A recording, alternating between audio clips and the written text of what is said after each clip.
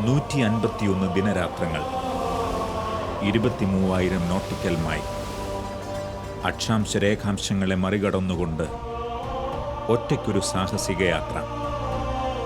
അതൊരു സമ്മാനത്തിനായുള്ള മത്സരയോട്ടമായിരുന്നില്ല. ആ യാത്ര ലോകത്തിന് നൽകിയത് ചില പാഠങ്ങളായിരുന്നു, അമൂല്യങ്ങളായ പാഠങ്ങൾ. ഈ ലോകത്തിൽ സന്തോഷകരമായ ഒരു ജീവിതം നയിക്കാൻ ഒരാൾക്ക് കൂടുതലായി ഒന്നും ആവശ്യമില്ല. ഓരോ നിമിഷവും അവന് മുന്നിലുള്ളവ മാത്രം മതി. എല്ലാ മനുഷ്യർക്കും സന്തോഷകരമായി ജീവിക്കാൻ ആവശ്യമായവയെല്ലാം ഈ ഭൂമിയിൽ ദൈവം അവർക്ക് നൽകിയിരിക്കുന്നു.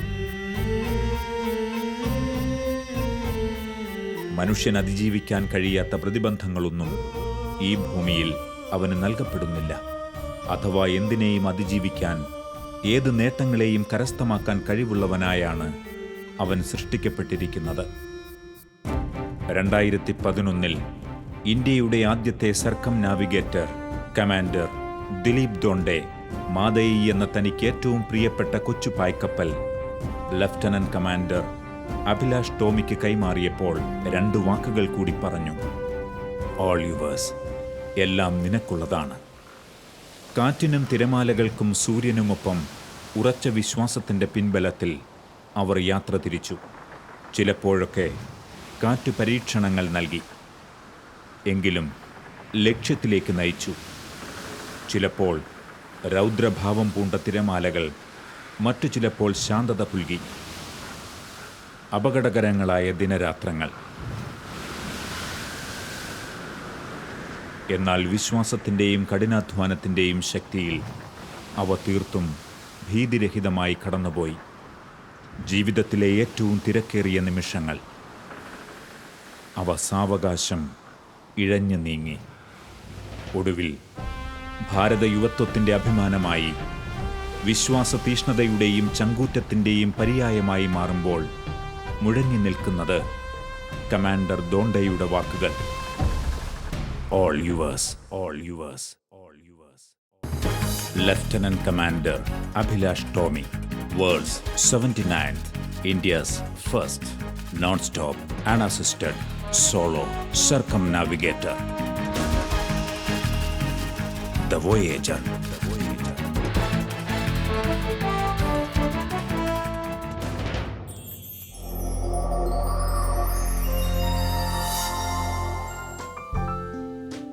ആധുനിക ലോകം അനന്തവും ഏറെ സങ്കീർണങ്ങളുമായ ഭൗതിക ലക്ഷ്യങ്ങൾക്ക് പിന്നാലെ നിർത്താതെ പാഞ്ഞുകൊണ്ടിരിക്കുന്ന കാലഘട്ടമാണിത്.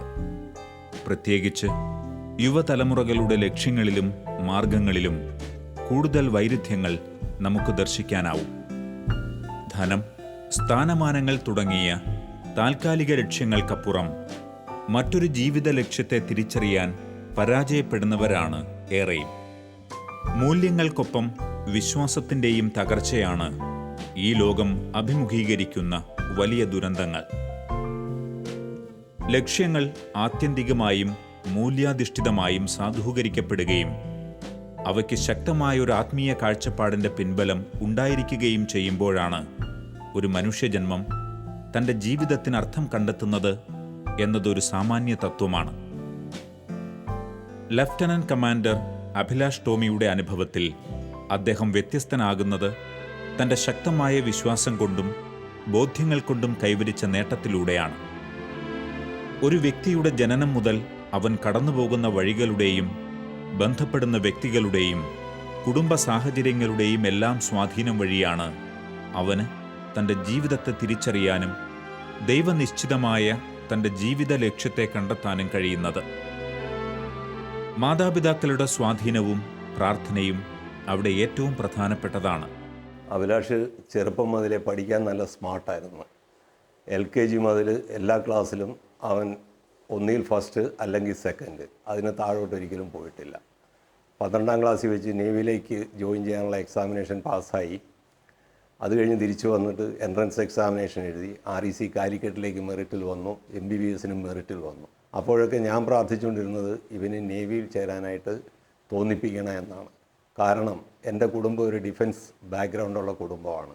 അതിലെ അവസാനത്തെ കണ്ണിയാണ് ഞാൻ റിട്ടയറായി കഴിഞ്ഞാൽ ഈ പാരമ്പര്യം തുടർന്നു കൊണ്ടുപോകാനായിട്ട് വേറെ ആരുമില്ല. ഇതൊക്കെയാണെങ്കിലും ഞാൻ അഭിലാഷിനെ നിർബന്ധിച്ചില്ല. ദൈവം എൻ്റെ പ്രാർത്ഥന കേട്ടു. അവനെ നേവിയിൽ തന്നെ ജോയിൻ ചെയ്തു. ഇപ്പം പുറകോട്ട് തിരിഞ്ഞു നോക്കുമ്പോൾ എനിക്ക് തോന്നുന്നത് ദൈവത്തിൻ്റെ പ്ലാനും പദ്ധതിയും ഇവനെ ഈ സർക്കം നാവിഗേഷനിൽ, സോളോ സർക്കം നാവിഗേഷനിലെ ആദ്യത്തെ ഇന്ത്യക്കാരനാക്കാൻ വേണ്ടി ആയിരുന്നെന്ന് എനിക്ക് തോന്നുന്നു. തിരിച്ചു വന്ന് പ്രസിഡൻറ്റ് റിസീവ് ചെയ്തപ്പം എനിക്ക് ഷെയ്ക്കാൻ തന്നിട്ട് പറഞ്ഞത്, the proud father of a proud son. Yes, I think I am proud father of a proud son. പിതാവ് ലഫ്റ്റനന്റ് കമാൻഡർ ടോമി നേവിയിൽ തന്നെ ആയിരുന്നതിനാൽ ചെറുപ്പം മുതലേ കടലിനോട് ബന്ധപ്പെട്ട് നിന്നിരുന്ന അഭിലാഷിന് കടൽ ഒരാവേശം തന്നെയായിരുന്നുവെന്ന് മാതാപിതാക്കൾ ഓർമ്മിക്കുന്നു. നേവിയിലായിരിക്കുന്ന സമയത്താണ് എനിക്ക് ഈ സെയിലിങ്ങിനോടൊരു വലിയ താല്പര്യം തോന്നിയത്. ഇവിടെ ഈ ബോട്ട് പുള്ളി വെച്ചായിരുന്നു ഞാൻ സെയിലിംഗ് പഠിച്ചത് തന്നെ. 1999 ഞാനൊരു മാഗസീനിൽ ഒരു സോളോ റൗണ്ട് വേൾഡ് റേസിനെ കുറിച്ച് വായിച്ചു. അപ്പം ആ ഒരു ആർട്ടിക്കിൾ വായിച്ചപ്പോഴാണ് എനിക്ക് ഇങ്ങനെ ഒരു ഒറ്റയ്ക്ക് ലോകം ചുറ്റി കറങ്ങണമെന്നൊരു മനസ്സിലൊന്ന് തോന്നിയത്. പിന്നെ അതൊരു ഡിസയറായി മാറി. എപ്പോഴേലും ഒരു അവസരം കിട്ടുമ്പോഴത്തേക്ക് അങ്ങനെ പോകണമെന്ന് ഞാൻ എപ്പോഴും വിചാരിക്കുമായിരുന്നു. ഭാഗ്യത്തിന് 2009 കമാൻഡർ ദോണ്ടെ ഇങ്ങനെ ഒരു സർക്കം നാവിഗേഷന് എടുത്തുകൊണ്ടിരിക്കുന്ന സമയത്ത് കമാൻഡർ ദോണ്ടേക്ക് വോളണ്ടിയേഴ്സ് വേണമായിരുന്നു അങ്ങനെ ഹെൽപ്പ് ചെയ്യാനായിട്ട്. ലക്കിലി ഞാൻ വോളണ്ടിയർ ചെയ്ത് എന്നെ നേവി അക്സെപ്റ്റ് ചെയ്തു. ഈ സമയത്തായിരുന്നു എനിക്ക് ഈ ഡിസയർ കുറേ കൂടെ സ്ട്രോങ്. അടുത്ത ഇങ്ങനത്തെ വല്ല പ്രൊജക്റ്റ് ഉണ്ടെങ്കിൽ ഞാൻ തന്നെ ചെയ്യണമെന്ന്. അതിന് വേണ്ടിയിട്ട് ഞാൻ എപ്പോഴും ഈ കലൂർ സെയിൻറ്റ് ആൻ്റണീസ് പള്ളിയിൽ എപ്പോൾ പോയാലും ഞാൻ ഇങ്ങനൊരു സർക്കം നാവിഗേഷൻ ചെയ്യാൻ അവസരം കിട്ടണമെന്ന് പ്രാർത്ഥിക്കുമായിരുന്നു. നേവി ഡിസൈഡ് ചെയ്ത് കഴിഞ്ഞിട്ട് ഒരു നോൺ സ്റ്റോപ്പ് സർക്കം നാവിഗേഷൻ ചെയ്യണമെന്ന്. പിന്നെ നോൺ സ്റ്റോപ്പ് സർക്കം നാവിഗേഷന് വേറെ ആരോടും ചോദിക്കാതെ ഡയറക്റ്റ്ലി എൻ്റെ എക്സ്പീരിയൻസ് കാരണമാണ് നേവി എന്നോട് വന്ന് ചോദിച്ചത്. അപ്പം ഇത് എനിക്ക് ഒരു ഇങ്ങനത്തെ ഒരു അവസരം കിട്ടാൻ ഏറ്റവും വലിയൊരു കാരണം ഞാൻ പോയി പ്രാർത്ഥിച്ച് എൻ്റെ പ്രാർത്ഥന കേട്ടെന്ന് ഞാൻ വിശ്വസിക്കുന്നത്. സ്വർഗീയ ജ്ഞാനത്തിന്റെ മധ്യസ്ഥനാണ് പാതുവായിലെ വിശുദ്ധ അന്തോണീസ്. അദ്ദേഹത്തിന്റെ ശക്തമായ മാധ്യസ്ഥ സഹായവും അത്ഭുതകരമായ ഇടപെടലുകളും ലോകമെങ്ങും പ്രശസ്തമാണ്. ചെറുപ്പം മുതൽ അന്തോണീസ് പുണ്യവാളനോടുള്ള അടുപ്പം വിടാതെ കാത്തുസൂക്ഷിക്കുന്ന ഇദ്ദേഹത്തിന്റെ സവിശേഷമായ ഭക്തിക്ക് ഒരു കാരണവുമുണ്ട്. 35 വർഷം മുന്നേ തുടങ്ങി ഞാൻ കലൂർ സെൻറ്റ് ആൻ്റണീസ് പള്ളിയിൽ പോകുമായിരുന്നു. അപ്പോൾ എനിക്കൊരു മകനുണ്ടാവുകയാണെങ്കിൽ അവന് ഞാൻ ആൻ്റണി എന്ന് പേരിടാമെന്ന് അന്ന് പ്രാർത്ഥിച്ചപ്പോൾ പറയുകയും ചെയ്തു. അതനുസരിച്ചാണ് അഭിലാഷിന് ആൻ്റണി എന്നാണ് പേരിട്ടിരിക്കുന്നത്. പിന്നെ എല്ലാ ഇപ്പോഴും മുടങ്ങാതെ പറ്റുന്ന എല്ലാ ചൊവ്വാഴ്ചകളിലും പോകാറുണ്ടായിരുന്നു. അഭിലാഷ് പോയപ്പം പ്രത്യേകമായിട്ട് ഞാൻ അവിടെ പോയി പ്രാർത്ഥിക്കുകയും ചെയ്യുമായിരുന്നു. അപ്പോൾ എനിക്ക് തന്നെ അന്തോണീസ് പുണ്യാളത്തിന് ശക്തി തന്നിട്ടുണ്ടായിരുന്നു. ഒരു കുഴപ്പവും പറ്റുകയില്ല എന്നുള്ള ഒരു ധൈര്യം എനിക്ക് ഉറപ്പായിട്ടും ഉണ്ടായിരുന്നു. ഈവൻ സോളോ സെയിലിങ് പോകാൻ ഒരുങ്ങിയപ്പോഴത്തേക്ക് ആദ്യം ഞാൻ പോകണ്ടെന്ന് പറഞ്ഞു. പിന്നെ ഇവൻ പിന്മാറുന്നില്ല എന്ന് കണ്ടപ്പം നീ ധൈര്യമായിട്ട് പോയിട്ട് വരാൻ പറഞ്ഞായിരുന്നു. പോകുന്ന ദിവസം എല്ലാ ദിവസവും ഞാൻ രാവിലെ എഴുന്നേറ്റ് FM ഓൺ ചെയ്യുമായിരുന്നു. പക്ഷെ അന്ന് രാവിലെ എഴുന്നേറ്റ് ഓൺ ചെയ്തപ്പോൾ ആദ്യം കേട്ട പാട്ട്, ഭയപ്പെടണ്ട, കാറ്റിനെ ഓളങ്ങളെ നീ ഭയപ്പെടണ്ട, ഞാൻ നിൻ്റെ കൂടെ ഉണ്ടെന്നുള്ളതാണ്. അപ്പോൾ അന്ന് ഞാൻ അവനോട് പറഞ്ഞു, നീ ധൈര്യമായിട്ട് പോക്കോ, ഈ ഒരു പാട്ടാണ് ഞാൻ ഇന്ന് രാവിലെ കേട്ടിരിക്കുന്നത്, നിനക്കൊരു കുഴപ്പവും വരത്തില്ല, നീ ധൈര്യമായിട്ട് പൊക്കോളാൻ പറഞ്ഞായിരുന്നു. ഒരു മനുഷ്യന്റെ ജീവിത വിജയത്തിനും ലക്ഷ്യപ്രാപ്തിക്കും പിന്നിൽ ശക്തമായ വിശ്വാസം നൽകുന്ന ആത്മധൈര്യത്തിനും ദൈവിക ഇടപെടലിനും വലിയ പങ്കുണ്ട്. ലഫ്റ്റനന്റ് കമാൻഡർ അഭിലാഷിന്റെ ജീവിതാനുഭവങ്ങൾ നമുക്ക് പകർന്നു നൽകുന്ന ബോധ്യവും മറ്റൊന്നല്ല. അദ്ദേഹത്തിന്റെ ഉള്ളിൽ ജ്വലിച്ച വിശ്വാസത്തിന്റെ വെളിച്ചമാണ് ലക്ഷ്യത്തിലേക്ക് നയിക്കുവാൻ അദ്ദേഹത്തെ പ്രാപ്തനാക്കിയത്. ആ ഹൃദയത്തിലേക്ക് വിശ്വാസം പകർന്നു നൽകുന്ന ഉറച്ച ബോധ്യം അവിശ്വസനീയമായ വിധം വലുതാണ്.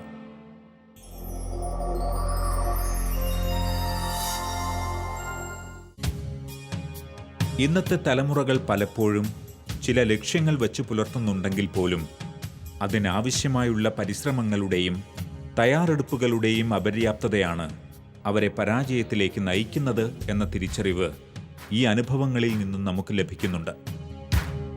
തൻ്റെ സ്വപ്നമായിരുന്ന സോളോ സർക്കം നാവിഗേഷൻ എന്ന ചരിത്രപരമായ സാഹസിക ഉദ്യമത്തിന് അവസരം ലഭിച്ചപ്പോൾ പൂർണ്ണ ബോധ്യത്തോടെ ഏറ്റെടുത്ത അദ്ദേഹം അതിനായി വർഷങ്ങൾ നീണ്ട പരിശീലനവും മറ്റ് തയ്യാറെടുപ്പുകളും ശരിയായ രീതിയിൽ നടത്തിയതാണ് ആ വിജയത്തിലേക്ക് നയിക്കുവാൻ പ്രധാന കാരണമായി മാറിയത്.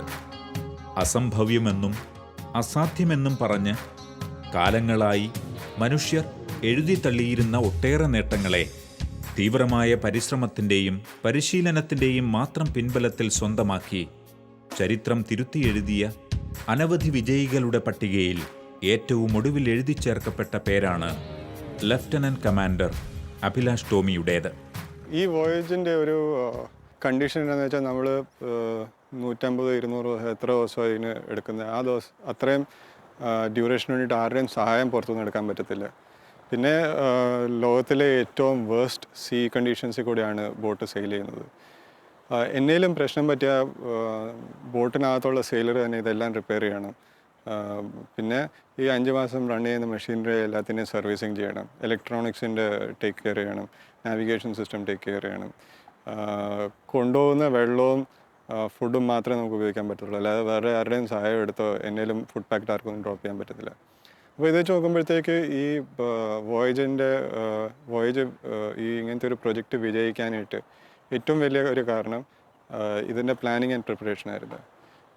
ടു ബിഗിൻ വിത്ത് ആദ്യം കമാൻഡർ ദോണ്ടയുടെ വോയേജിൻ്റെ എക്സ്പീരിയൻസ് ഉണ്ടായിരുന്നു. അങ്ങനത്തെ വോയേജ് വന്ന പ്രശ്നങ്ങളെല്ലാം സോർട്ട് ഔട്ട് ചെയ്തു. സ്റ്റിയറിംഗ് ഗിയറിന് ഇഷ്യൂസ് ഉണ്ടായിരുന്നു, സെയിൽ കയറിയായിരുന്നു.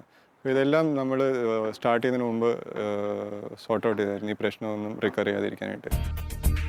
സത്യസന്ധതയുടെയും നന്മയുടെയും ഒരു കൂട്ടുകെട്ടിൻ്റെ വിജയം കൂടിയാണ് തൻ്റേതെന്ന് അദ്ദേഹം ഓർമ്മിക്കുന്നു. സാഗർ പരിക്രമ എന്ന നേവി പ്രൊജക്ടിൻ്റെ തുടക്കക്കാരനും ആസൂത്രകനും ഇന്ത്യയുടെ ആദ്യത്തെ സർക്കം നാവിഗേറ്ററുമായ കമാൻഡർ ദിലീപ് ദോണ്ടെ, മാതേയി എന്ന ബോട്ട് നിർമ്മിച്ച രത്നാകർ ദാണ്ടേക്കർ എന്നിവർക്കൊപ്പം ഒരേ ലക്ഷ്യത്തിനു വേണ്ടി മറ്റെല്ലാം മറന്നു ചേർന്ന് നിന്ന ലഫ്റ്റനന്റ് കമാൻഡർ അഭിലാഷ് ടോമിയും ചേർന്ന മൂവർ സംഘത്തിൻ്റെ വിശ്വസ്തതാപൂർണവും സത്യസന്ധവുമായ കൂട്ടുകെട്ട് വിജയത്തിൻ്റെ മറ്റൊരു പ്രധാന കാരണമായി മാറി. കമാൻഡർ ദോണ്ടയാണ് ഈ പ്രൊജക്റ്റിൽ 2006 തൊട്ട് സ്റ്റാർട്ടിങ് തൊട്ടുള്ളത്. കമാൻഡർ ദോണ്ടെ ഒരു മോറലി ഒരു വളരെ അപ്രൈറ്റ് പേഴ്സണാണ്, അങ്ങനെ ഒരു വളരെ ഓണസ്റ്റ് പേഴ്സണാണ്. അങ്ങനെ ഒരിടത്തും ഒരു കള്ളത്തരം ഒന്നും കാണിക്കത്തില്ല. അങ്ങനെ കൊണ്ട് എന്നേലും തെറ്റുപറ്റി അങ്ങനെ ഏറ്റവും ആദ്യം എല്ലാവരോടും പറയും, തെറ്റ് ഞാനാണ് ചെയ്തത്, ക്ഷമിച്ചേര്, അല്ലെങ്കിൽ ഇത് എങ്ങനെയാണെന്ന് വെച്ചാൽ തിരുത്താവുന്നത്. അത് ആൾ ജൂനിയർ ആണെങ്കിലും സീനിയർ ആണെങ്കിലും ആരോടും നോക്കാതെ കമാൻഡർ ദോണ്ടെ സ്ട്രേറ്റ് അവേ മാപ്പ് ചോദിക്കുകയൊക്കെ ചെയ്യും. അപ്പം ഈ ഓണസ്റ്റി കാരണം ബോട്ട് കൺസ്ട്രക്ഷന് വേണ്ടിയിട്ട് കോൺട്രാക്റ്റ് കിട്ടിയ ആളും ഭാഗ്യത്തിന് ഇങ്ങനത്തെ ഒരു ഓണസ്റ്റ് ബോട്ട് ബിൽഡറിനെ ഞങ്ങൾക്ക് കിട്ടിയ രത്നാകർ ദാണ്ടേക്കർ, ഗോവ ബേസ്ഡ് ഒരു ബോട്ട് ബിൽഡറാണ്. അപ്പോൾ ഈ രണ്ടുപേരും കൂടെ അവരുടെ ഓണസ്റ്റി കാരണം പ്രൊഡ്യൂസ് ചെയ്ത് ഈ ബോട്ടും വളരെ ഒരു ഓണസ്റ്റ് ബോട്ടാണ്. ഓണസ്റ്റ് ബോട്ട് എന്ന് ഞാൻ എപ്പോഴും പറയുന്നത് എന്നാണെന്ന് വെച്ചാൽ, ഇപ്പോൾ നമ്മൾ കടലിൽ എന്നേലും ഡിസോണസ്റ്റി കാണിക്കുകയാണെങ്കിൽ കടൽ അപ്പം തന്നെ നമ്മളോടത് പറഞ്ഞു തരുന്നത് ഇതെല്ലാം തെറ്റായി ചെയ്തിരിക്കുന്നത്, അത് കാരണം ഞാൻ ബോട്ടിൻ്റെ ഈ എക്യുപ്മെൻറ്റ് ഡാമേജ് ചെയ്യാൻ പോകുന്നത്. ഈ ബോട്ട് ഒന്നും മറച്ചു വയ്ക്കാതെ എല്ലാം നല്ലതായിട്ട് പണിത കാരണമാണ് ഈ കംപ്ലീറ്റ് വോയേജിൽ അധികം ഒരു പ്രശ്നം വരാതെ എനിക്ക് കംപ്ലീറ്റ് ചെയ്യാൻ പറ്റിയത്. 2009 ബോട്ട് നിർമ്മിക്കപ്പെട്ടതു മുതൽ കമാൻഡർ ദോണ്ടയുടെയും ലഫ്റ്റനന്റ് കമാൻഡർ അഭിലാഷ് ടോമിയുടെയും സുദീർഘങ്ങളായ യാത്രകൾ നൽകിയ പാഠങ്ങളും ഏറെ പ്രധാനപ്പെട്ടതായിരുന്നു. അതുവരെ സംഭവിച്ച ചെറിയ അപാകതകളും കേടുപാടുകളും വീണ്ടും സംഭവിക്കാതിരിക്കാനുള്ള എല്ലാ തയ്യാറെടുപ്പുകളും നടത്തിയിരുന്നു. ലോകസഞ്ചാരത്തിനായി തിരിക്കുന്നതിന് മുൻപ് തന്നെ 20,000 മേൽ നോട്ടിക്കൽ മൈൽ ഈ ബോട്ട് നിയന്ത്രിച്ചതടക്കമുള്ള പരിചയസമ്പത്ത് ലഫ്റ്റനന്റ് കമാൻഡർ അഭിലാഷിനുണ്ടായിരുന്നു. വളരെ സൂക്ഷ്മമായ പരിശീലനവും തയ്യാറെടുപ്പുകളും നൽകുന്ന വിജയത്തെ വീണ്ടും വീണ്ടും നമ്മെയും വരും തലമുറകളെയും ഓർമ്മിപ്പിക്കാൻ പര്യാപ്തമാണ് ഈ അനുഭവങ്ങൾ.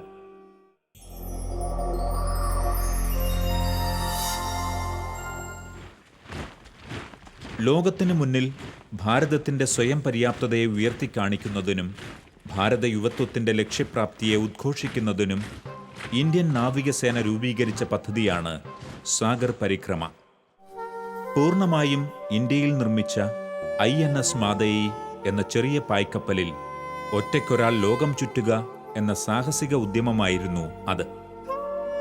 23,000 മേൽ നോട്ടിക്കൽ മൈൽ ദൂരം, ഏറെ അപകട സാധ്യതയുള്ള കടലിടുക്കുകളും കലുഷിതമായ അന്തരീക്ഷങ്ങളും അതിജീവിച്ച് തിരികെ എത്തുക എന്ന ദൗത്യം ഏറെ ശ്രമകരം തന്നെയായിരുന്നു. സാഗർ പരിക്രമ 1 എന്ന ദൗത്യത്തിൻ്റെ ഭാഗമായി ഇന്ത്യയിൽ ആദ്യമായി തന്നെ ഭൂമിയെ വലം വെച്ചത് കമാൻഡർ ദിലീപ് ദോണ്ടയാണ്. എന്നാൽ അദ്ദേഹം തൻ്റെ യാത്രയ്ക്കിടെ ബോട്ട് 4 ഇടങ്ങളിൽ നിർത്തുകയുണ്ടായി. അതിൽ നിന്ന് വ്യത്യസ്തമായി നോൺ സ്റ്റോപ്പ് സോളോ സർക്കം നാവിഗേഷൻ ഏറ്റവും സാഹസികമായി മാറുന്നത് അതിന് ചില അന്താരാഷ്ട്ര നിബന്ധനകളുണ്ട് എന്നതിനാലാണ്. സഞ്ചരിക്കേണ്ട വഴിയും രീതികളും അനുശാസിക്കപ്പെട്ടിട്ടുള്ളത് തന്നെ ആയിരിക്കണം. Cape Leeuwin, Cape Horn, Cape of good Hope എന്നീ അപകടം നിറഞ്ഞ 3 കടലിടുക്കുകൾ മറികടക്കേണ്ടിയിരുന്നു. കേപ്പ് ഹോൺ നാവികരുടെ എവറസ്റ്റ് എന്നും കേപ്പ് ഓഫ് ഗുഡ് ഹോപ്പ് കപ്പലുകളുടെ ശവപ്പറമ്പ് എന്നുമാണ് അറിയപ്പെടുന്നത്. More than 600 people have gone to space. This year, more than 500 people climbed Everest alone in this year itself. Whereas Abhilash is the 79th person in the world so far to do something like this. And people often ask me how difficult it is. My simple answer is, if it was so simple, more people would have done it. That just shows that in so many centuries, 21 centuries of mankind's existence and before that, just about 79 people have managed to do it successfully. ഈ കൊല്ലം തന്നെ 20 racing sailors, professional racing sailors ഇങ്ങനത്തെ voyage undertake ചെയ്തു. അതിൽ നിന്ന് 10 പേർക്ക് voyage complete ചെയ്യാൻ പോലും പറ്റിയില്ല. 1968 ഏറ്റവും ആദ്യം അറ്റംപ്റ്റ് ചെയ്ത ഒരു ഡൊണാൾഡ് ക്രവേഴ്സ്റ്റ് എന്ന് പറഞ്ഞ ഇംഗ്ലണ്ടിലെ ഒരാളുണ്ട്. ആ ഡൊണാൾഡ് ക്രവേഴ്സ്റ്റ് ഇറങ്ങിക്കഴിഞ്ഞ് അങ്ങനെ കംപ്ലീറ്റ് ചെയ്യാൻ പറ്റാത്ത കാരണം അങ്ങനെ സൂസൈഡ് വരെ ചെയ്തിട്ടുണ്ട്. പിന്നെ നോൺ സ്റ്റോപ്പ് സർക്കം നാവിഗേഷൻ ഇല്ല, ഒറ്റയ്ക്ക് കടലിൽ പോകുന്നവർ കുറേ പേര് കാണാതെ പോയിട്ടുണ്ട്. തിരിച്ചു വരുമ്പോൾ അവരെ സ്ട്രേറ്റ് അവേ മെൻ്റൽ ഹോസ്പിറ്റലിൽ കൊണ്ടുപോയിട്ടുണ്ട്. അപ്പോൾ ഇതൊരു മെൻ്റലി എക്സ്ട്രീംലി സ്ട്രെസ്ഫുൾ പണിയാണ്. ബട്ട് ഭാഗ്യത്തിന് എൻ്റെ കൂടെ എൻ്റെ ആ വിശ്വാസം ഉണ്ടായിരുന്ന കാരണം എനിക്ക് ഈ കംപ്ലീറ്റ് വോയേജിൽ ഒട്ടും മെൻ്റൽ സ്ട്രെസ്സ് വന്നില്ലായിരുന്നു. ഫിസിക്കലി ബോഡി എപ്പോഴും എക്സോസ്റ്റഡ് ആയിരിക്കും, ഉറങ്ങാൻ കിട്ടത്തില്ല, കുറേ പണിയുണ്ട്, ഒരു 4 പേര് ചെയ്യുന്ന പണി ഒറ്റയ്ക്ക് ചെയ്യണം. പക്ഷേ മെൻ്റലി എനിക്ക് ഒരിക്കലും ഒരു സ്ട്രെസ് വന്നിട്ടില്ല. തൻ്റെ മുൻപിൽ തെളിഞ്ഞു വന്നത് ദൈവനിശ്ചിതമായ വഴിയാണെന്ന ഉത്തമ ബോധ്യമാണ് ഏറ്റവും അപകടകരമായ ഈ ദൗത്യം യാതൊരു മനഃശാഞ്ചല്യവും കൂടാതെ ഏറ്റെടുക്കുവാനും പൂർത്തിയാക്കുവാനും അദ്ദേഹത്തിന് ശക്തി പകർന്നത്. തൻ്റെ ഉള്ളിൽ ജ്വലിച്ചു നിന്ന വിശ്വാസത്തെ കൂടുതൽ ശക്തമായി അവസാനം വരെ നിലനിർത്തുവാൻ തൻ്റെ കുടുംബാംഗങ്ങളുടെയും സുഹൃത്തുക്കളുടെയും സഹപ്രവർത്തകരുടെയും ഇടപെടലുകളും പ്രാർത്ഥനയും സഹായിച്ചുവെന്ന് ലഫ്റ്റനന്റ് കമാൻഡർ അഭിലാഷ് സാക്ഷ്യപ്പെടുത്തുന്നു. പോകുന്നതിന് മുമ്പ് എൻ്റെ ഒരു സീനിയറുണ്ട്, കൊമഡോർ ജി പ്രകാശ് ജെറൂസലേമിൽ പോയപ്പം ഒരു കുരിശ് വാങ്ങിച്ചായിരുന്നു അവിടുന്ന്. ആ കുരിശ് ഞാൻ എപ്പോൾ സീലിംഗ് പോയാലും ബോട്ടിൽ വന്ന് എൻ്റെ കൈ തന്നിട്ട് എന്നെ യാത്ര പറയത്തുള്ളൂ. പിന്നെ എൻ്റെ കൂടെ എന്നെ കാണാൻ വന്ന എൻ്റെ 7 ഫ്രണ്ട്സ് എല്ലാവരും ഓരോ കൊന്ത വെച്ച് എനിക്ക് തന്നായിരുന്നു. അപ്പം പോയപ്പോൾ എൻ്റെ അടുത്ത് ജെറൂസലേമിൽ നിന്നൊരു കുരിശും 7 കൊന്തയും കയ്യിലുണ്ടായിരുന്നു. അപ്പം ഇതെല്ലാം കൂടെ ഉണ്ടായിരുന്ന കാരണം എനിക്കൊരു വലിയ വിശ്വാസം ഉണ്ടായിരുന്നു ഈ വോയേജിൽ ഒരു പ്രശ്നവും വരത്തില്ല.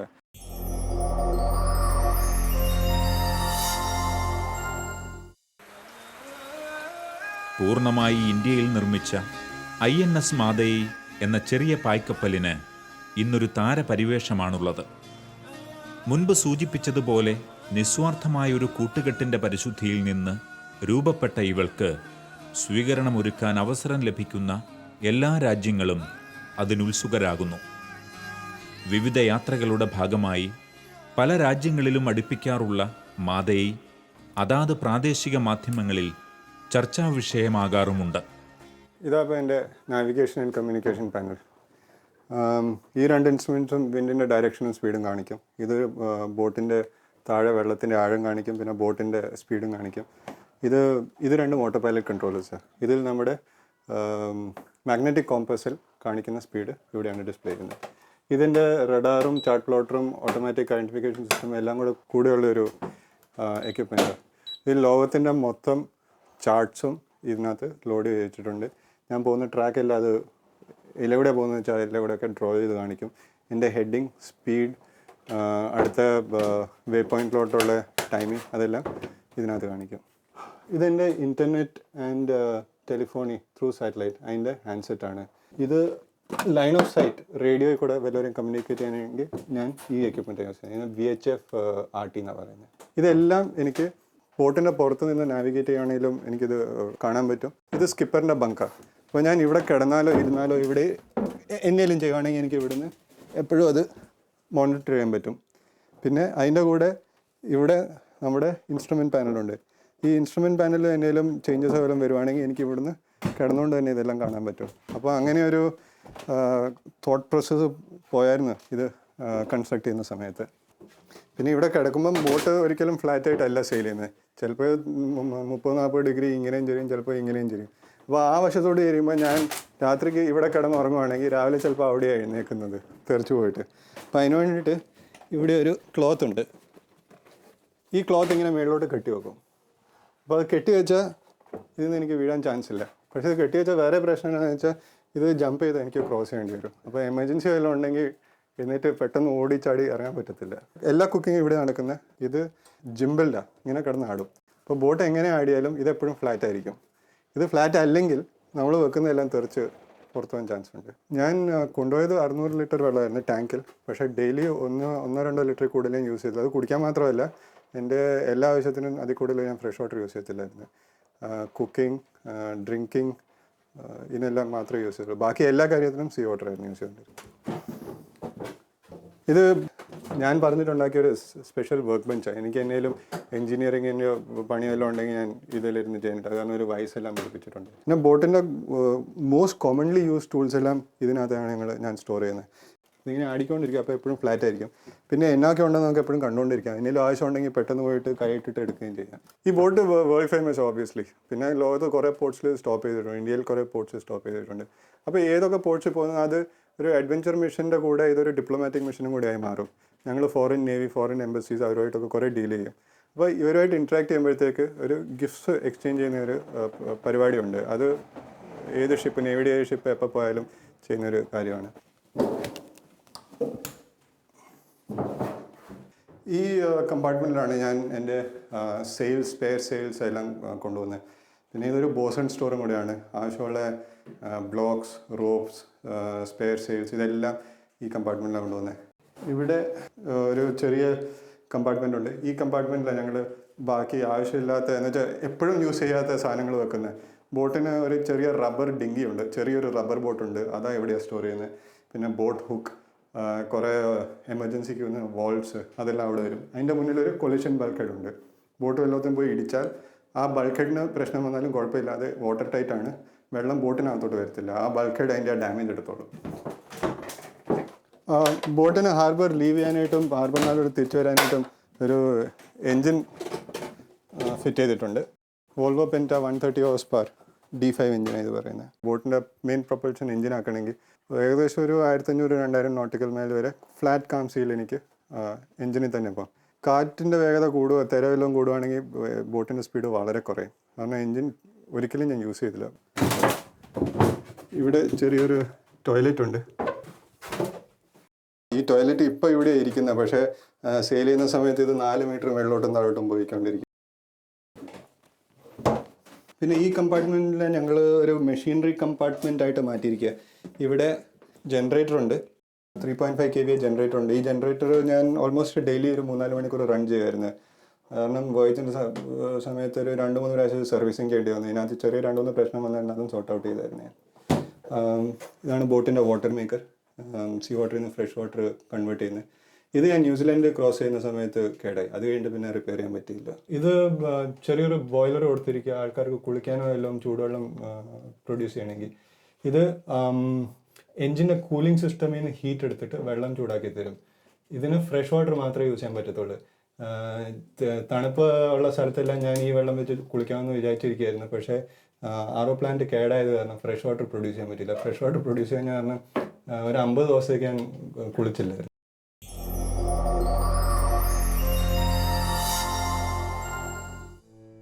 പേര്, പ്രശസ്തി, പണം തുടങ്ങിയ ലക്ഷ്യങ്ങൾക്കു വേണ്ടി കുറേയൊക്കെ സാഹസികത കാണിക്കുന്നതിൽ തൽപരരാണ് സാധാരണ മനുഷ്യർ.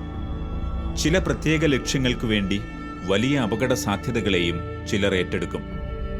എന്നാൽ വിജയസാധ്യത വളരെ കുറവായിരിക്കുകയും പരാജയപ്പെട്ടാൽ മരണമുറപ്പായിരിക്കുകയും ചെയ്യുന്ന ഒരു ഉദ്യമത്തെ ഏറ്റെടുക്കാൻ സ്വയമേവ മുന്നോട്ടു വരുന്നവരുടെ ഉള്ളിൽ വളരെ ശക്തമായൊരു ലക്ഷ്യബോധം കുടികൊള്ളുന്നുണ്ടാവും. എല്ലാറ്റിനും മീതെ ദൈവിക പദ്ധതികളെ അത്യന്തം വിലമതിക്കുന്ന വിശ്വാസത്തിന്റെ ഉറച്ച ബോധ്യങ്ങളിൽ ചരിക്കുന്നവരായിരിക്കും അവർ എന്ന സത്യവുമാണ് ലഫ്റ്റനന്റ് കമാൻഡർ അഭിലാഷ് ടോമിയുടെ ലോകസഞ്ചാരം തെളിയിക്കുന്നത്.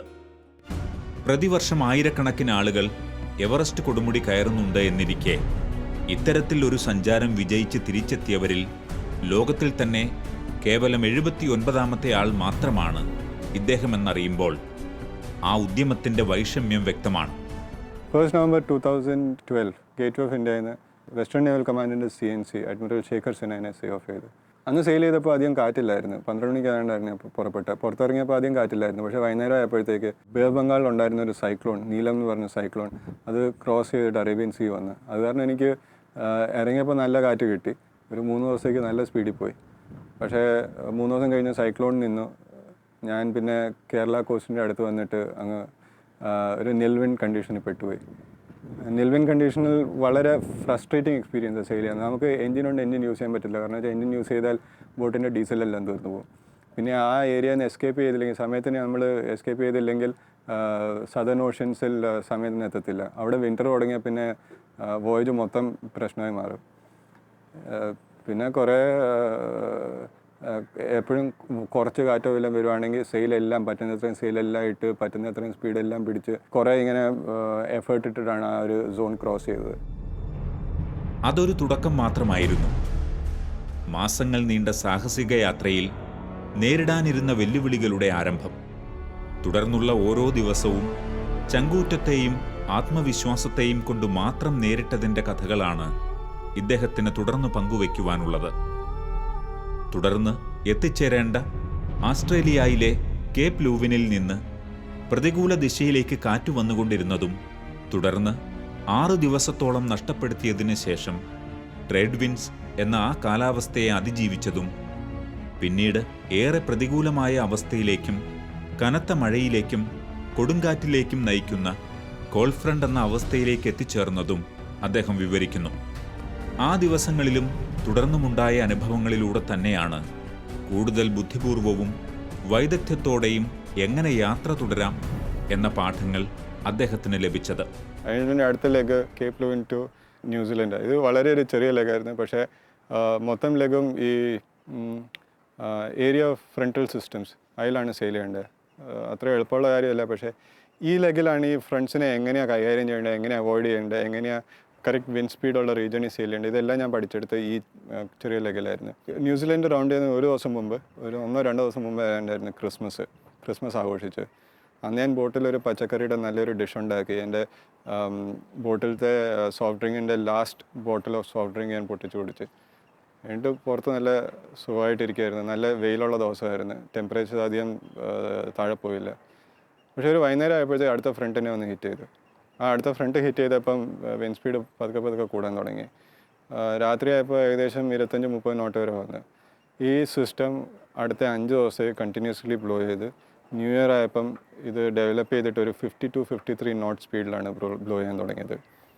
ന്യൂ ഇയർ സെലിബ്രേറ്റ് ചെയ്യുന്ന അന്നായിരുന്നു ഞാൻ ഇൻ്റർനാഷണൽ ഡേറ്റ് ലൈൻ ക്രോസ് ചെയ്തത്. ഇൻ്റർനാഷണൽ ഡേറ്റ് ലൈൻ ക്രോസ് ചെയ്ത കാരണം ഞാൻ അടുത്ത ഈസ്റ്റേൺ ഹെമിസ്ഫിയറിൽ നിന്ന് വെസ്റ്റേൺ ഹെമിസ്ഫിയറിലോട്ട് ട്രാൻസിറ്റ് ചെയ്ത്. ഈ ട്രാൻസിഷൻ കാരണം എനിക്ക് എൻ്റെ ഡേറ്റ് ഒരു ദിവസം പുറകിലോട്ടാക്കേണ്ടി വന്നത്. അപ്പം 31 December 2012 എനിക്ക് 48 മണിക്കൂറിൻ്റെ ഒരു ദിവസമായിരുന്നത്. യാത്രയിലുടനീളം ലഫ്റ്റനന്റ് കമാൻഡർ അഭിലാഷ് നേരിട്ടത് ഈ ലോകത്തിൽ ഒരു മനുഷ്യന് നേരിടേണ്ടതായി വന്നേക്കാവുന്നതിൽ ഏറ്റവും കഠിനമായ പ്രതിസന്ധികളായിരുന്നു. ഇതിനപ്പുറമുള്ള ഒരു വെല്ലുവിളിയെ ഈ ലോക ജീവിതത്തിൽ ഒരു മനുഷ്യനും ഏറ്റെടുക്കേണ്ടതായിട്ടില്ല എന്ന സത്യമാണ് ആ യാത്രയിൽ അദ്ദേഹത്തെ അനുധാവനം ചെയ്താൽ നമുക്ക് വ്യക്തമാവുക.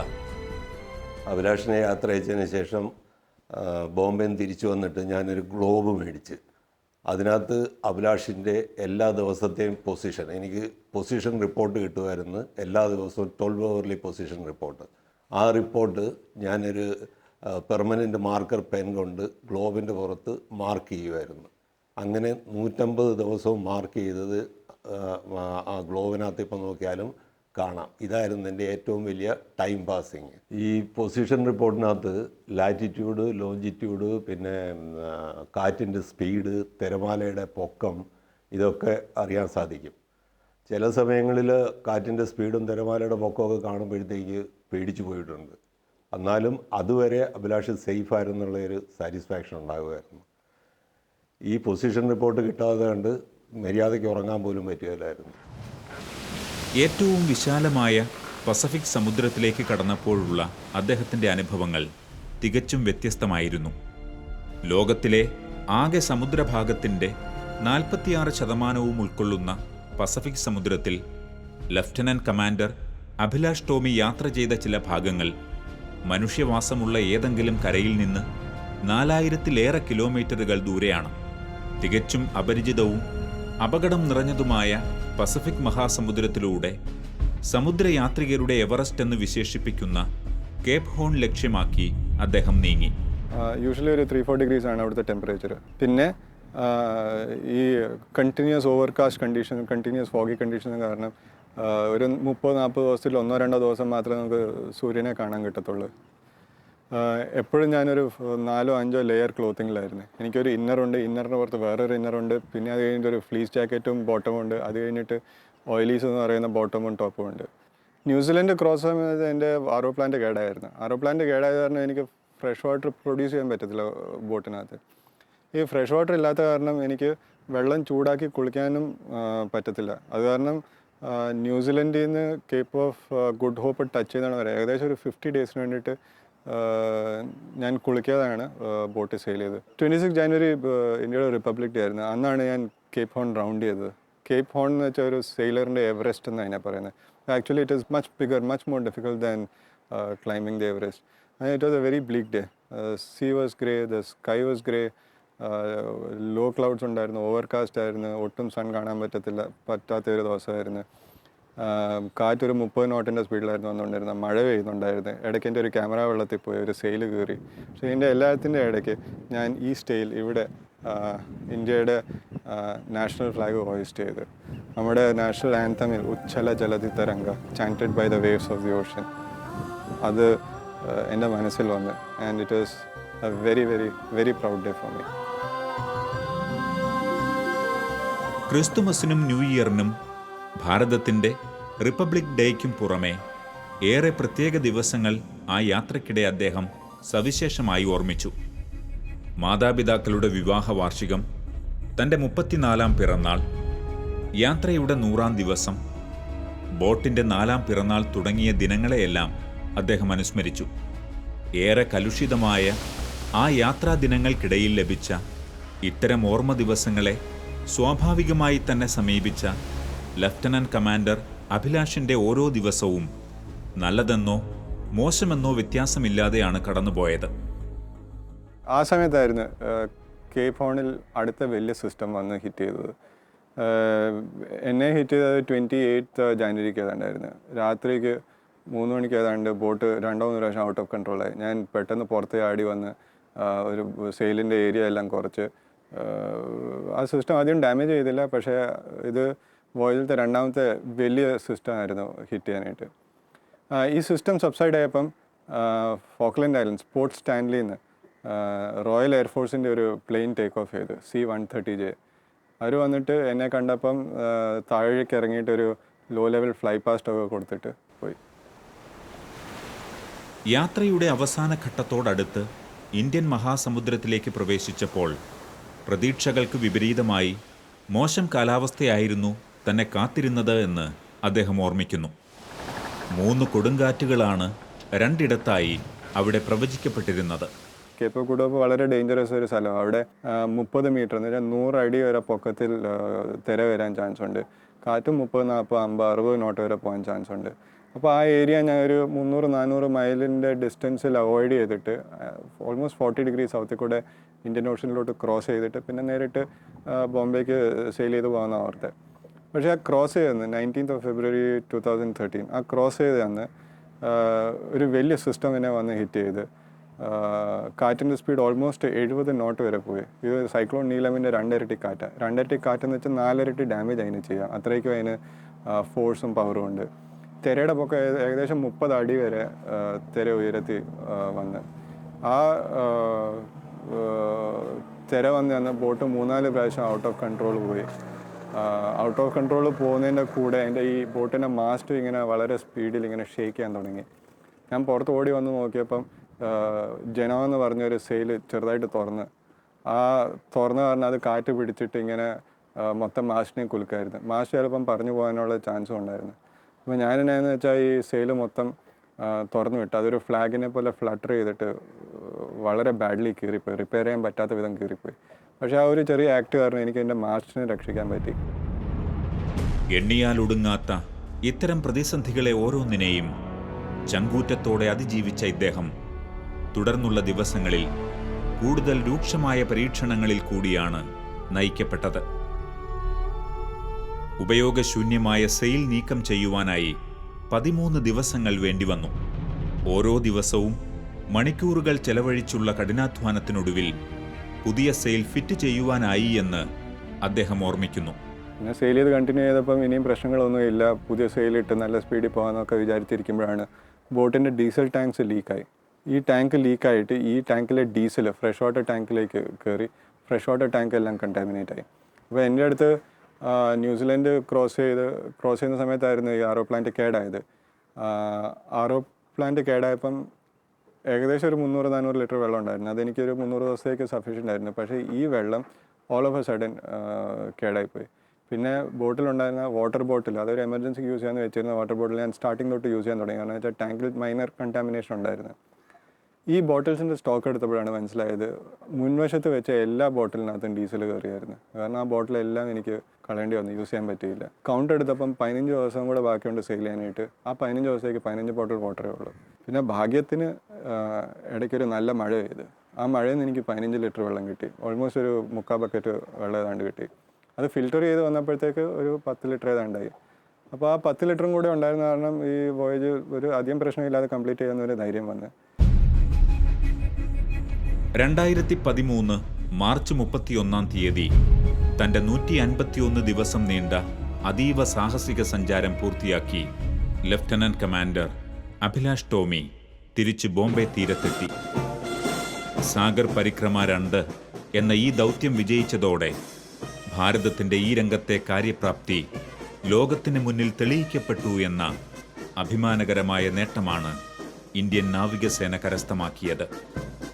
രാഷ്ട്രം ഈ നേട്ടത്തെ അത്യന്തം വിലമതിച്ചു എന്നതിൻ്റെ തെളിവായിരുന്നു ലക്ഷ്യത്തിൽ വിജയിച്ചെത്തിയ അഭിലാഷ് ടോമിയെ സ്വീകരിക്കാൻ ഭാരതത്തിൻ്റെ രാഷ്ട്രപതി നേരിട്ടെത്തിയത്. 31 മാർച്ചിനാണ് ഞാൻ തിരിച്ചു വന്നത്. അത് ഈസ്റ്റർ ഞായറാഴ്ചയായിരുന്നു. തിരിച്ചു വന്നപ്പോൾ എന്നെ റിസീവ് ചെയ്യാനായിട്ട് നേവിയിലെ കുറേ മേലുദ്യോഗസ്ഥന്മാരുണ്ടായിരുന്നു. കമാൻഡർ ദോണ്ടെ ഉണ്ടായിരുന്നു, അഡ്മിറൽ ആവട്ടി ഉണ്ടായിരുന്നു. പിന്നെ എൻ്റെ കുറച്ച് ബോംബെയിലുള്ള കുറച്ച് ഫ്രണ്ട്സൊക്കെ വന്നു എന്നെ റിസീവ് ചെയ്യാനായിട്ട്. പക്ഷേ ആക്ച്വൽ സെറമോണിയൽ റിസപ്ഷൻ നടക്കുന്നത് 6th ഏപ്രിലാണ്. 6th ഏപ്രിൽ രാവിലെ ഒരു 3 മണിക്ക് ഞാൻ സെയിൽ ഔട്ട് ചെയ്തു.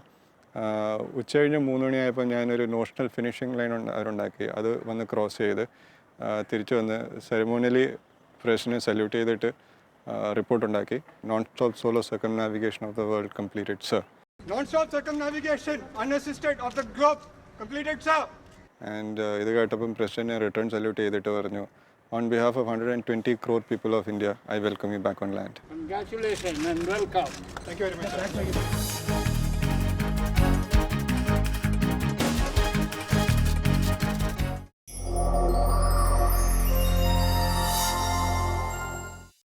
ലൈഫിൽ പ്രശ്നങ്ങളില്ലെങ്കിൽ പിന്നെ എങ്ങനത്തെ ഒരു ജീവിതം.